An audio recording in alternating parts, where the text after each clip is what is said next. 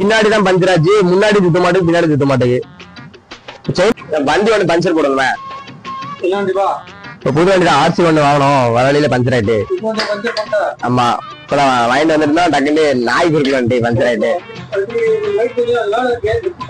அப்படியா கொஞ்சம் பாருங்களா, டக்குண்டு வண்டி அர்ஜென்ட். புது வண்டி பாத்தீங்களா, இப்பதான் வாங்கிட்டு வந்தோம், டக்குண்டு பஞ்சர் ஆயிட்டு. என்ன பண்ண தெரியல. வண்டி எடுத்துமா அப்படி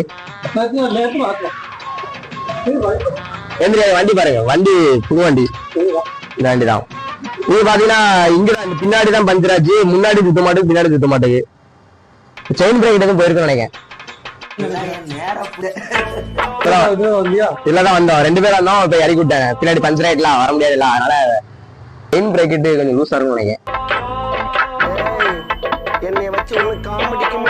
அதை கொஞ்சம் மாத்திருக்கலாம் முடியுமா? அப்படி லேட் ஆகும். போயிடும்.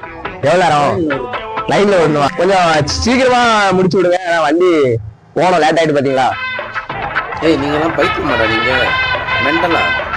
இந்த நம்மகிட்ட இந்த வைப்பர்லாம் மாத்தி விடுங்க, அப்படி எல்லாம் கலரிங்லாம் இருக்கா, ஸ்டிக்கிங் எல்லாம் பண்ணணும். ஏன்னா இப்ப இன்ஸ்டா ஐடியில போடுற மாதிரி இருக்கணும், அழகா.